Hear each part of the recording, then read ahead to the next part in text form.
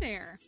My name is Tori Lupinek, and you are listening to The Unclassical Musician, the podcast empowering the new generation of classical musicians to take risks and live a fulfilling life. Each week, we dive in headfirst into a topic on the minds of young professional musicians and come out the other side with a new perspective on life as an artist.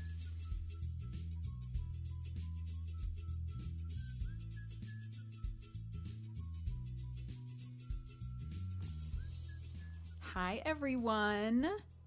Today, I am super excited to share our first guest interview episode. Yay!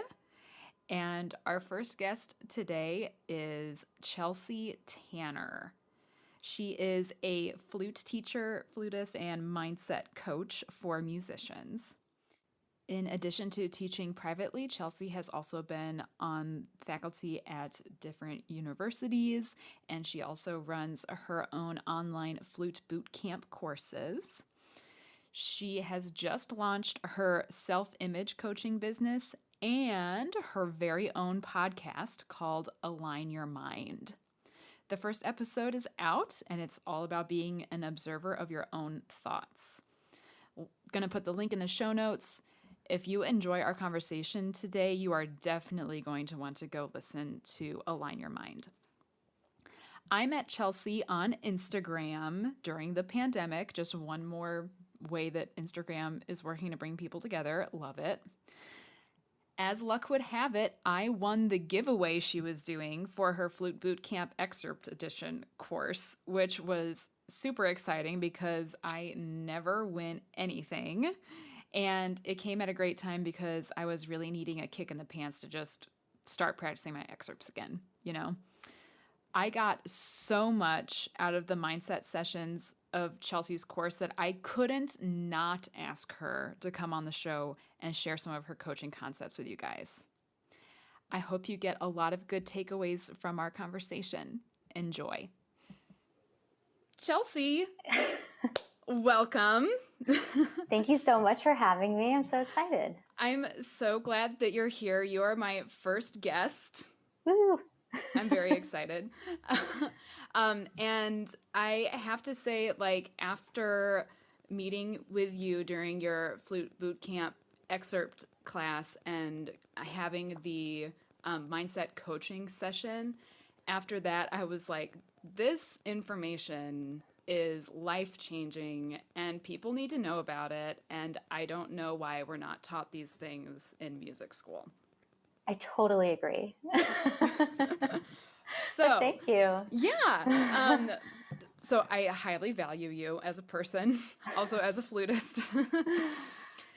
Yeah. So tell the people, please, what you do currently and what you've been doing for work since the pandemic started.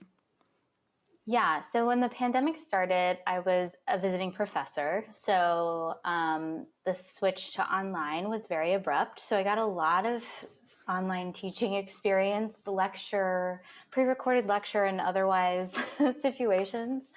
So I finished out the year. And then I also graduated with my DMA in the spring. So I was doing kind of both those at the same time. And so it's so funny because I've been in school or teaching in schools or doing things for the past, since I was in high school. So this was the first time I had any sort of break or anything. But of course, I didn't take a break because it's not my brand. But I decided to create online courses. The first one was Flute Bootcamp, which was the first round of it was for high schoolers, but people who wanted to learn to teach fundamentals could audit the classes and things like that. And that was we had like 30 not participants, but between auditors and active participants. So that was really fun time. I loved connecting, like young flutists from all over the world. That was really cool. I then went on to create a course called the Winning Mindset Academy, which is basically everything around your mindset and auditioning and actually really liking how you play and respecting yourself as a performer, which is, something I think a lot of people assume we just learn how to do, but there's not really a guidance system built in. Actually, there's no guidance system built in school or anything like that. So I help musicians create confidence, and there's like 20 course videos, journaling exercises to really dig deep into your beliefs about auditions, about winning auditions, about all of that stuff. And that comes with a private podcast and coaching, like one-on-one coaching, and a Facebook group for everyone to support each other. And, I did that, launched that, and then thought, why not, do excerpt edition of Flute Bootcamp? Because, after taking a million auditions, I had so much in my brain about excerpts and decided to do that. And yeah, so now I'm teaching and coaching and, maintaining a private studio. So That's fantastic. That's like many different hats that you wear.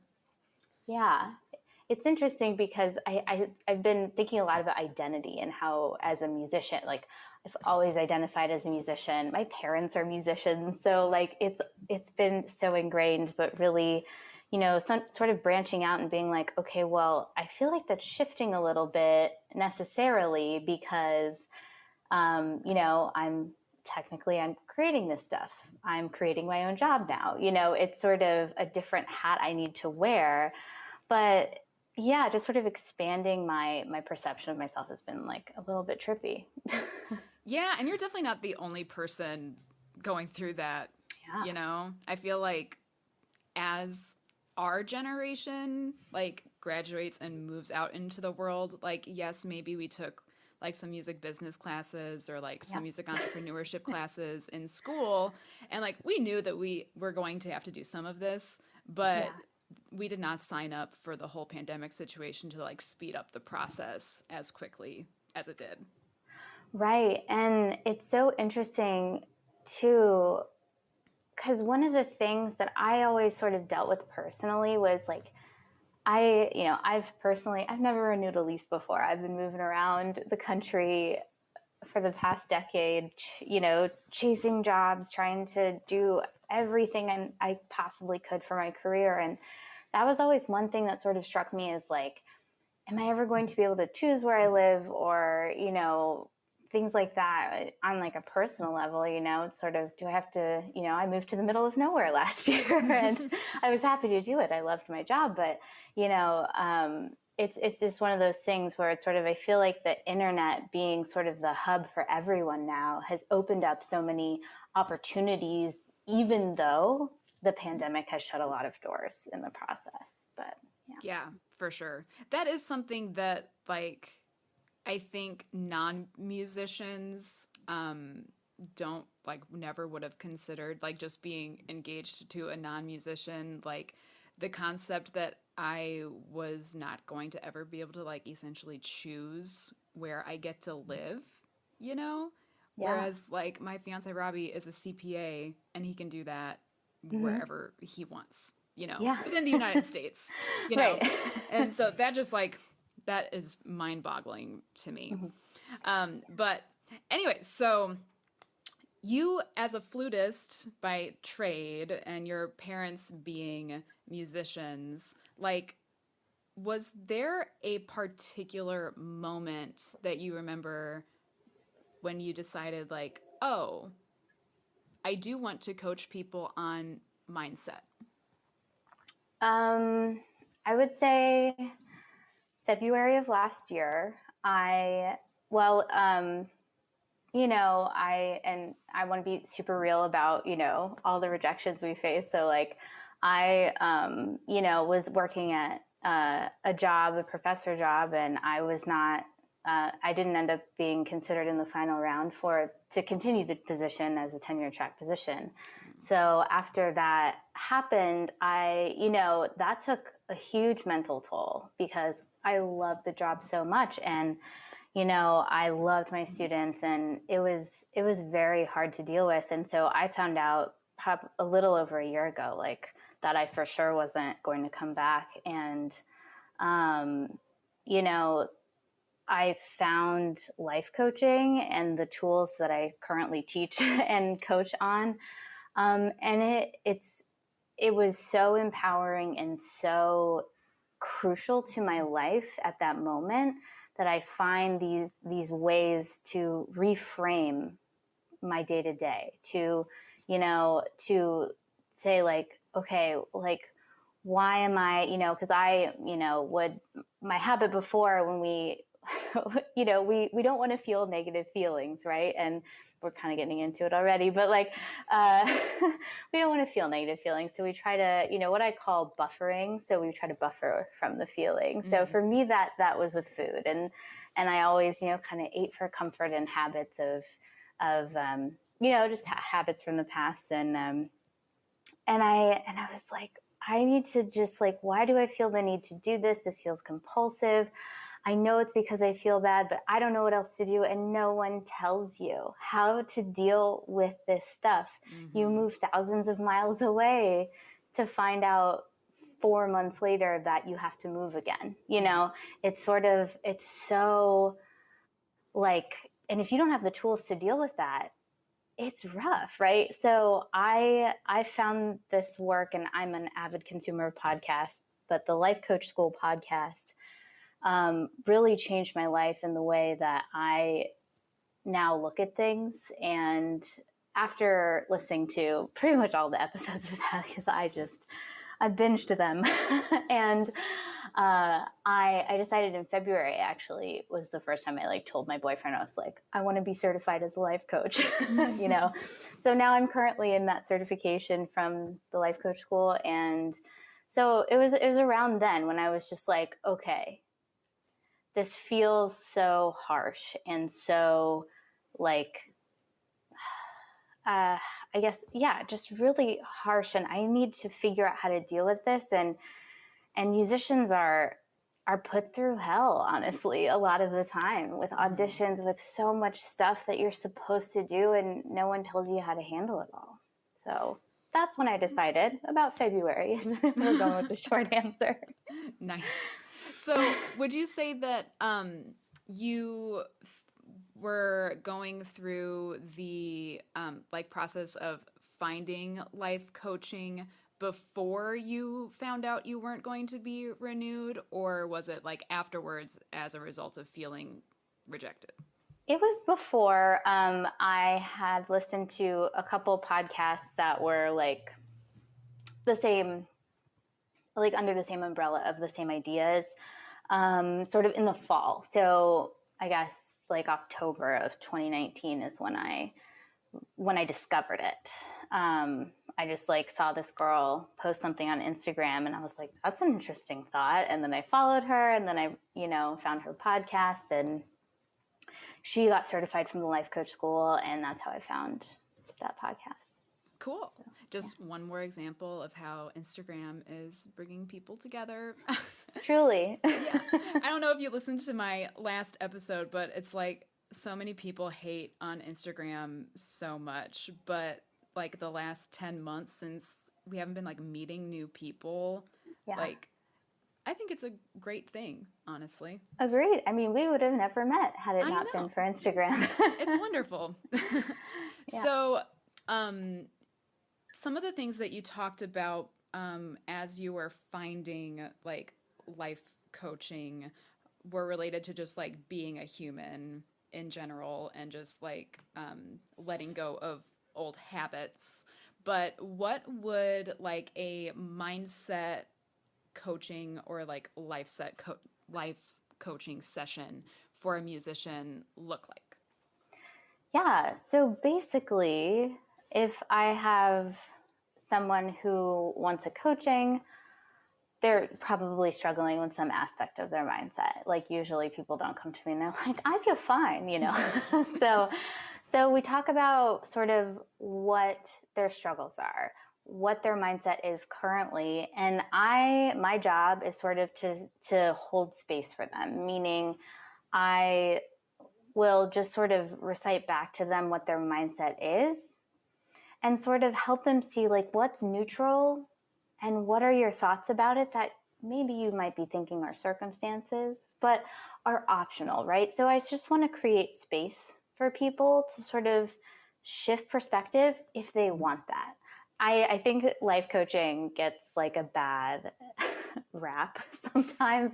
Like I'm thinking about Gilmore Girls and how, you know, Paris gets a life coach and it's just like it's just like a ridiculous portrayal. Like I don't make anyone do crafts or take deep breaths, you know, like it's just all about showing people what their mindset is and then what results they'll get if they keep thinking that way. Right. So basically we go through and we discuss all of that. I basically just ask a lot of questions and, you know, offer concepts that I think would be helpful. And I give journaling exercises in case someone wants to go deeper into the work, things like that. So, yeah, I do think that sometimes like life coaching, like those two words together, if you just take life out of it and just say coaching, there's less like stigma around that than there is Yeah. life coaching. For some reason, it feels like kind of woo woo. Yeah, it totally does. And like, I don't think it should, you know, it's like to me, it sounds very similar to like seeing a counselor, you know? Yeah, and it definitely is. I think the thing with coaching that's a little bit different, I think it would be very similar to that, is we're talking about right now. It's not like, what does your past mean? Why did you do this? Like, why do you act this way? And sort of like, okay, this is how you're thinking, this is how you're acting right now. How do we move forward? Right? So it's sort of more future oriented, goal oriented, sort of developing a mindset that you want, right? And will get you the results that you want. So, yeah. Nice. Yeah, I do think that maybe like there is still, as much as we are getting better about communicating about mental health, there is still a certain population that has a lot of stigma around mental health. And I think that like maybe for someone who does not think that like that is accessible to them, or maybe thinks that they don't need that because like they're fine, you know, like they don't have past capital T trauma.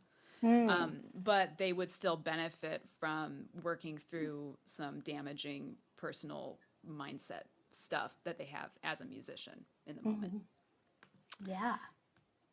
So for you personally, having a doctorate in flute, can you tell us a little bit about your personal struggles with performance anxiety over the years? Oh, yeah. My performance anxiety weirdly didn't start until I would say in my master's and just after my master's. So in undergrad, I could not get enough. I was like, everyone come to my recital, everyone hear me. Like, I'm so excited to play for everybody. It was like, had so much energy around it. I was like, this is it. I just want to play recitals forever. And this is all I want to do. And, you know, it was very opposite of, like, I think a lot of my peers. But for some reason that was just, I had like fire in my belly or something. I'm not sure. But then I think after my master's and into my artist diploma, I got extremely self-conscious. I lost all sort of agency in deciding whether I was good or not, because I think I was getting so much feedback so often. And I think I went to a music festival the summer after my master's, and I was just like, is this good? I wonder if they think that this is good. Like, I was so self-conscious about it. And it added a lot of stress onto what I was doing. And then I think, It took up until about last year when I was out of having weekly lessons, things like that. I don't really think performance anxiety was necessary, like the physical symptoms, like all of that stuff, but more of um, like stressed about like what it would mean, what if people don't like it, what if, like all those insecurities, like what if it's not good enough, and all of that stuff. So performing itself was not necessarily the thing, but there was a lot of mental drama around it, which I think contributed to some, really messy things in performance sometimes. But, that was that. Yeah. So performance anxiety for me didn't develop until like my mid-20s. So, yeah. And then I really got a handle on it last year, once again, with these tools that I, have been teaching and preaching on Instagram. So, Do you think that maybe your performance anxiety started a little bit later because you got to a point where you became self-conscious about your outward image and like building your career and what that would mean for you like in the future? um, I think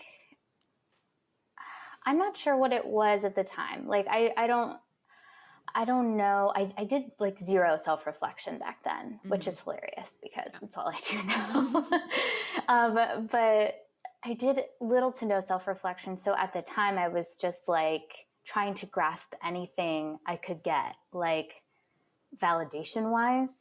And so didn't know at the time. In hindsight, I know that it was because I didn't have an opinion of my playing. I didn't think I was good. I didn't think I was bad. I just played and just saw what happened, you know? And when you do that, you're at the liberty of whatever anyone thinks all the time, right? Right. Like, so that was such a roller coaster ride for me, and just, having to be at the mercy of anyone's opinion. And I did anything anyone told me, and I would single tongue Mozart for competitions, just things like a teacher said to do it a specific way. And I had to do it that way because that's what I knew how to do. And I had no agency of my own, or I didn't give myself agency. And I think that's really what drove it. But I don't know, like in hindsight, I know that that's what it was. I don't know how concerned I was. I was just like, okay, well, after what in the summers I do festivals, and then I go get an artist diploma because I don't have a job yet, and then I audition for 20 orchestras, and then do festivals in the summer, and then it's just like there's a sequence. There's like a plan for you always to be doing something in the field that we're in. So it's sort of like, okay, just do the next thing, try to get validation from the next thing, try to fit the mold, try to do this, that. And you never have, I didn't even think about asking myself if I liked the way I played, Yeah, man. I do think that there's something to be said for like, when you go to school, most people pay a lot of money to be there, and the teacher gives you all of the information that they want to teach you, right? And if you have a good teacher, it's a lot of information. And I do think that the information overload and the critiquing of every single little thing definitely does a number on someone's confidence in their ability to like make decisions for themselves. And Yeah. you know what I mean? Oh, yeah. Because when I was in school, in my master's, I had an amazing teacher, Jeannie Baxtresser, who was very specific about how she taught everything, which was wonderful. I learned, literally, you heard me talk about her so much at Flute Bootcamp because just excerpts were so clear and I knew exactly what to do. And I think I got comfort within that, but then I left that.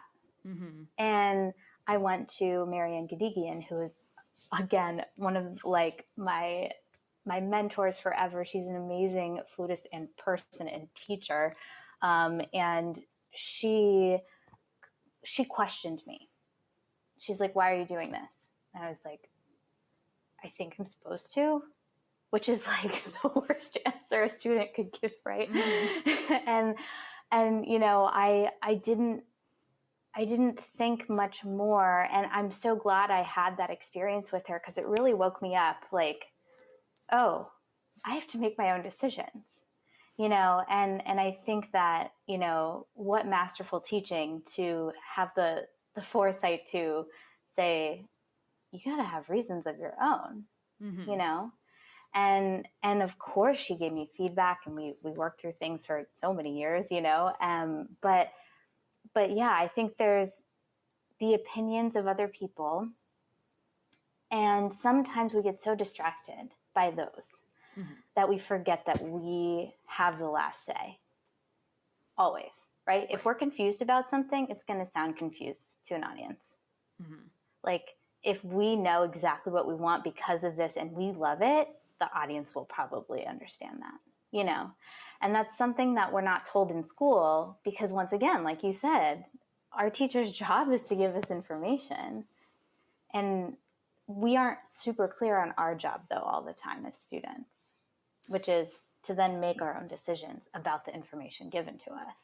Right. And even if it is totally following them, Yeah. And they do say, like, the mark of a good teacher is someone who teaches you to be your own teacher in the future, right? Absolutely, yeah. Yeah.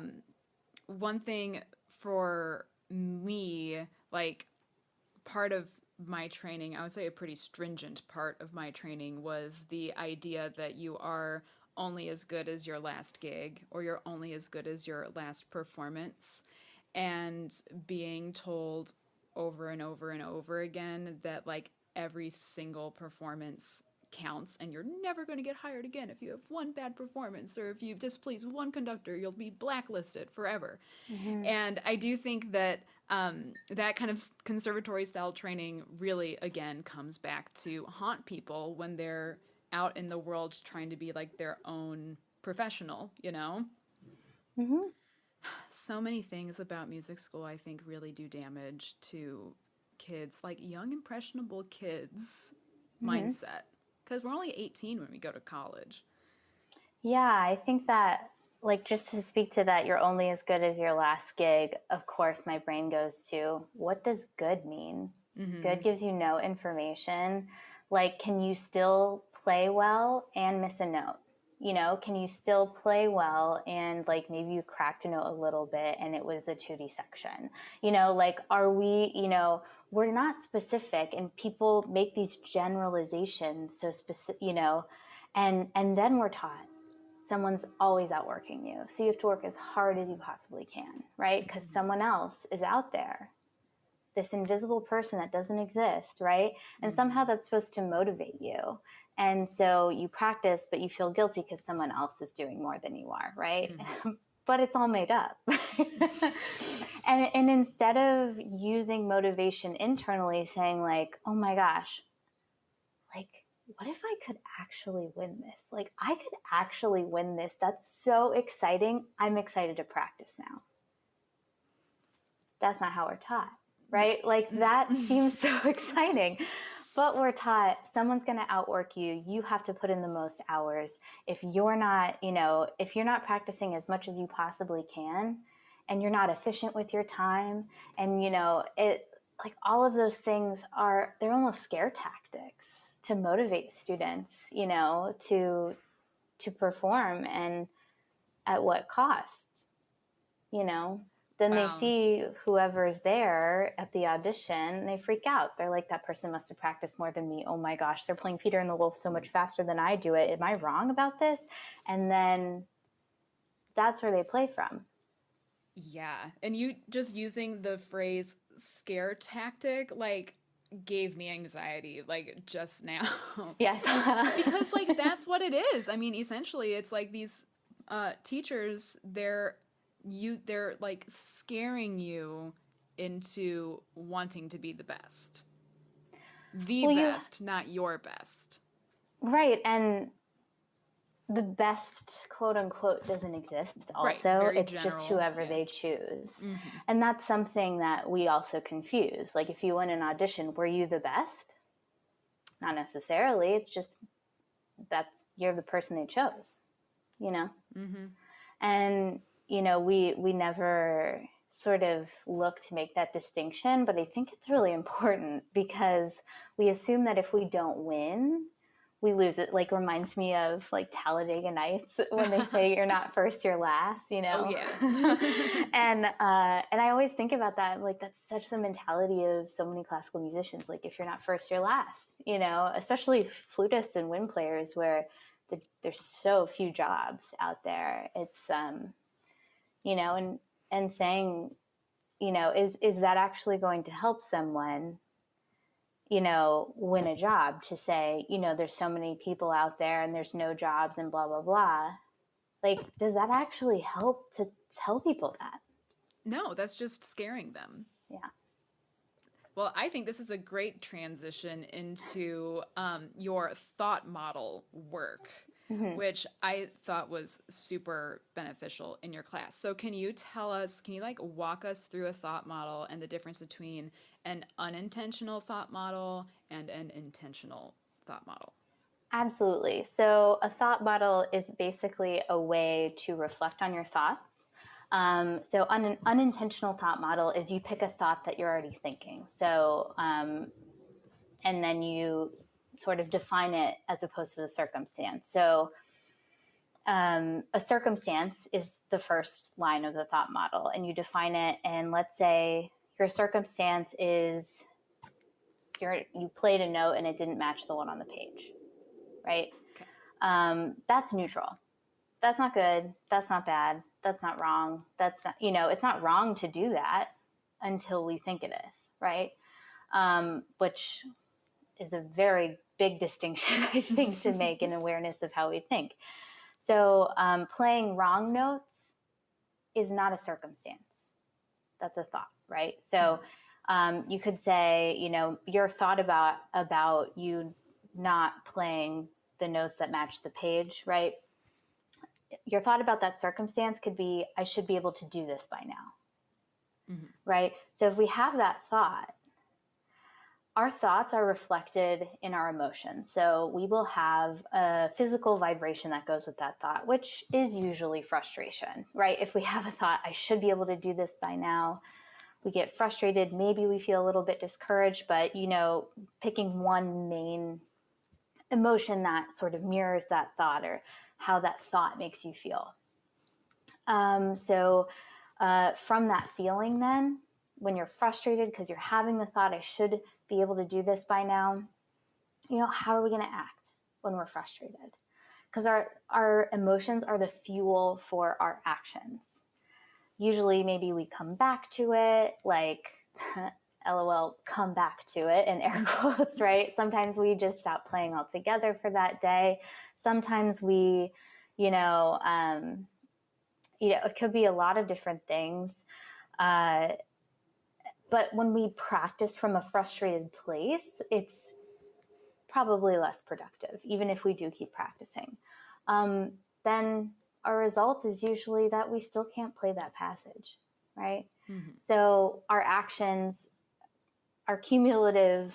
The culmination of our actions is our results.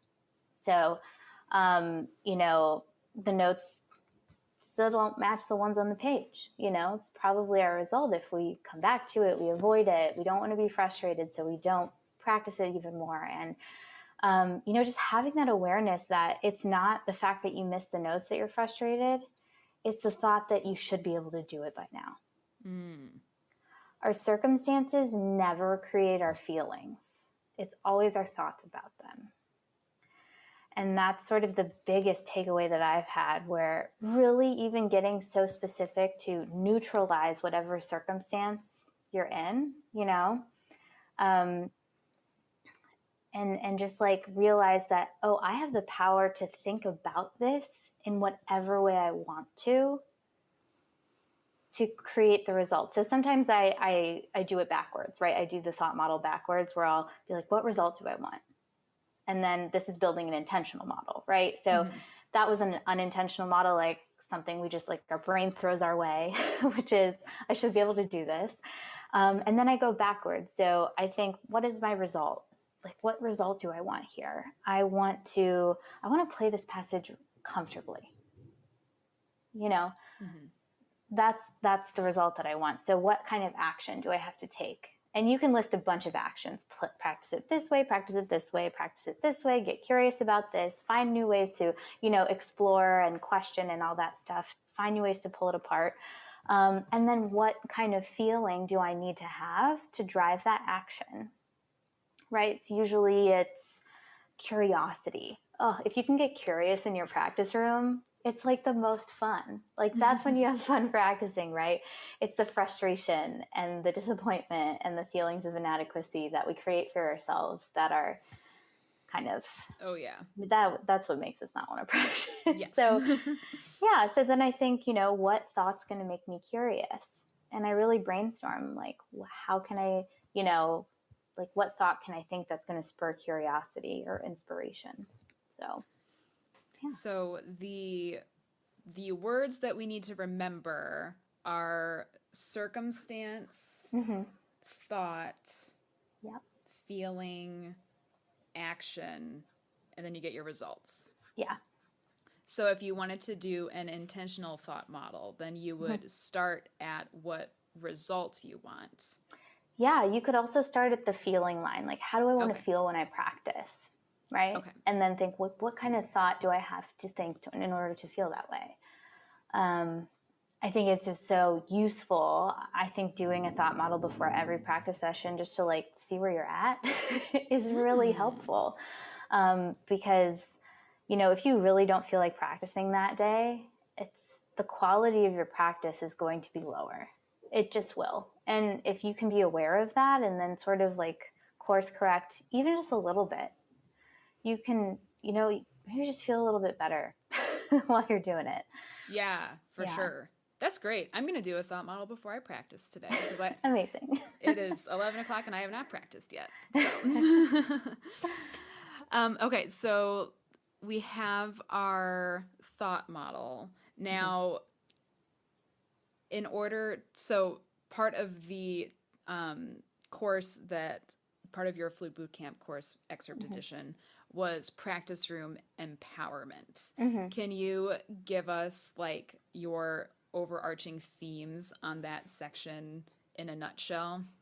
Yeah, so this is a class that I present to, studios, at universities that I think I did 5 or 6 this fall. And the goal of the class is to teach people or to give them ways to explore how they can love their playing, right? The whole thing about it is if you don't like the way you play, you don't want to share it with people. Right? Which is where performance anxiety really spikes. And so one of the, questions I offer, ask yourself in the practice room, like, do I really love the way I'm playing this? And like really answer it. Right? So much of the time we're like, oh yeah, ask yourself this. And then we like ask ourselves, but we don't answer, but really answering the questions you ask yourself. And, really building confidence little by little. You could not like the way you play, but maybe just one note, because we give so much airtime to what we don't like about our playing, right? If you think about all the hours, we've practiced just thinking about how we do things wrong, if you take that in, it's sort of like if we tell ourselves that we're wrong for hours a day, for weeks on end, for years on end, there's no wonder we don't like practicing. Right? Like it seems so obvious when we think about it that way, but the way we speak to ourselves and the way we approach practicing is really for us to decide, and that's something that we're not taught.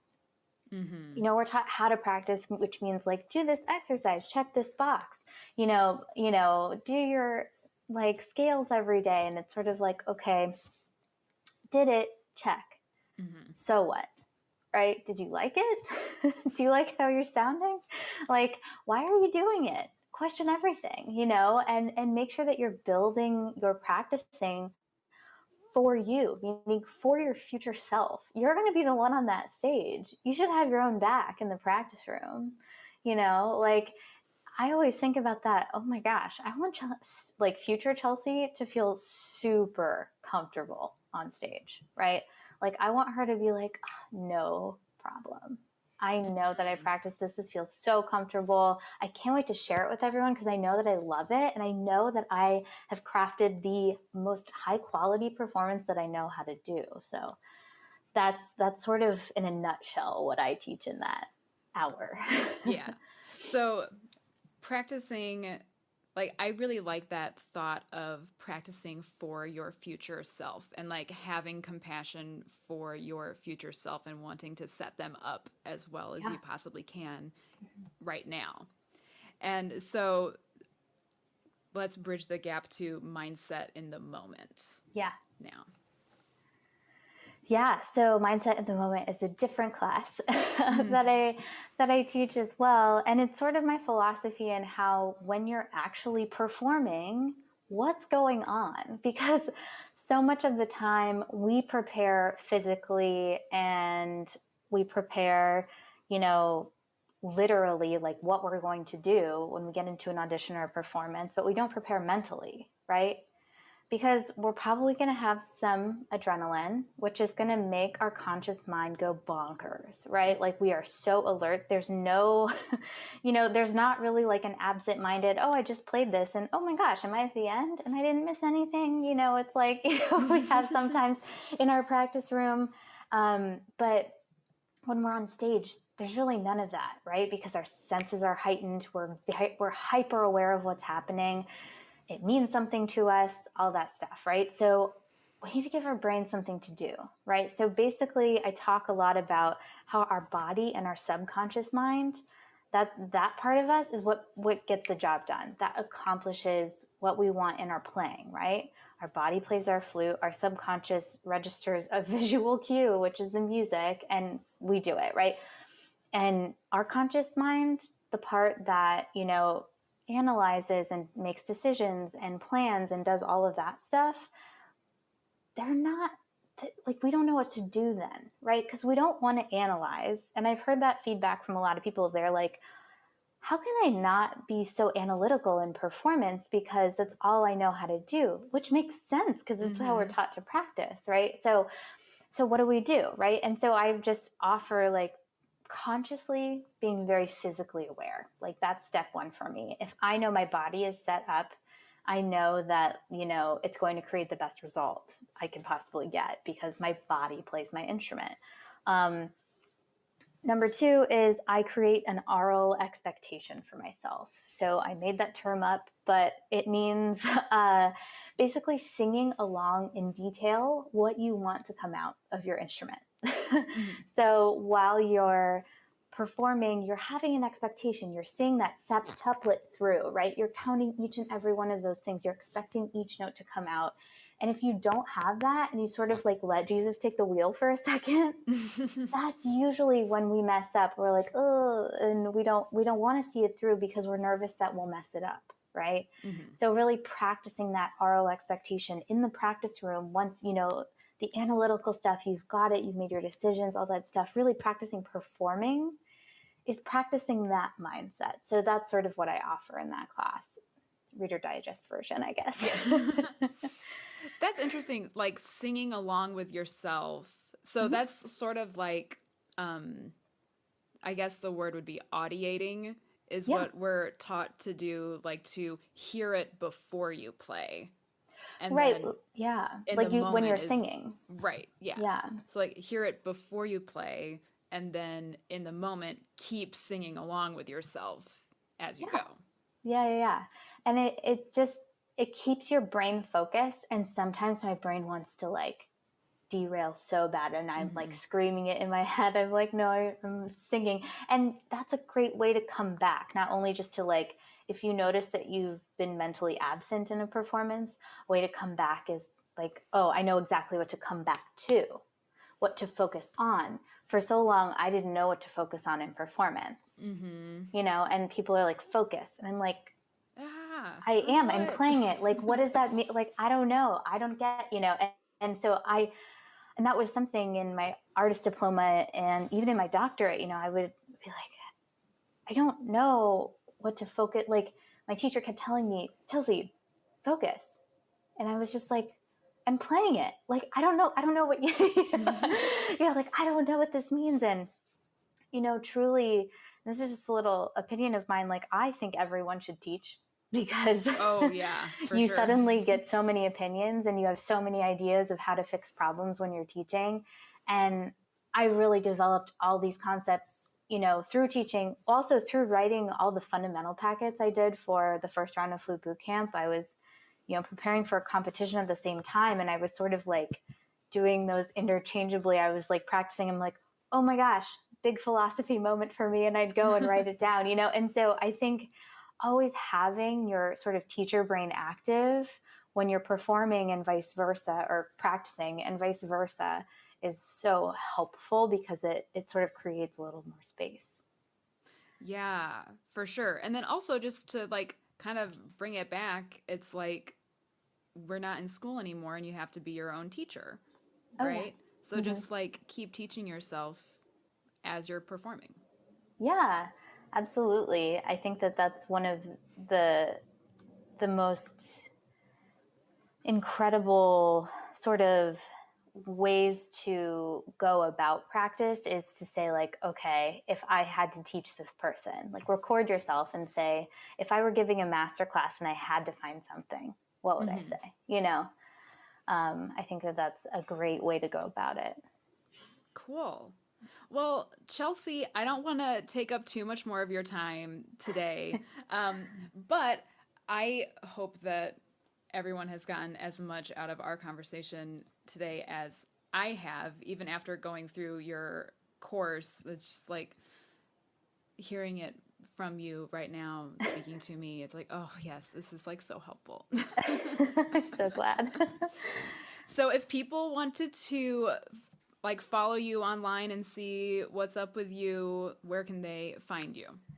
Yeah. So Instagram is where I'm most active. I'm at Chelsea Tanner Flute, all one word. I have a separate coaching account called at self.image.coach because I'm really trying to branch out into every aspect. So coaching tools aren't just for musicians, it's for all the different parts of life that we struggle with. And my website is chelseatanner.com. You can find out how to work with me there. I'm accepting clients currently, students if you're interested, or if I'm giving out free consultations right now for anyone who's interested in coaching. So yeah, and I have a new podcast out. Yay! Congratulations again. Very exciting. Thank you. It's called Align Your Mind, and it's on Apple Podcasts. I hope soon to be on Spotify, but currently just on not Spotify, I suppose. But it's it's all about this stuff, and I'm going from the very beginning, basic tools that I think everyone should be aware of and know to best manage their mind and create the results they want. So awesome. And the first episode was really good for everyone listening. If y'all want like more Chelsea in your ear, please go listen to Align Your Mind. And I will put links to all of Chelsea's handles and stuff in the show notes so that everyone can find them. And oh, wait, there you are. You froze. You did too. I was like, yes, we made it through the whole thing without any freezing going on. Shoot. Okay, well, thank you so much, Chelsea. It was such a pleasure getting to talk with you today. I appreciate your time very much. Yeah, thank you so much for having me. And I love your podcast and what you're doing for all the young musicians of right now. I think it's so crucial to have guidance like this. Oh, thank you so much. I really appreciate that. That means a lot to me coming from you. Yeah. Thank you, Chelsea. Again, have a great rest of your weekend. All right. Bye. Bye. Wow, just so much good stuff there. Some like really hard stuff, but also some like really empowering and uplifting stuff. Just gold nuggets from here to the moon. I love it. I'm going to make sure that I put links to all of Chelsea's online stuff in the show notes so you can find her. And just as a reminder, to rate, review, and subscribe.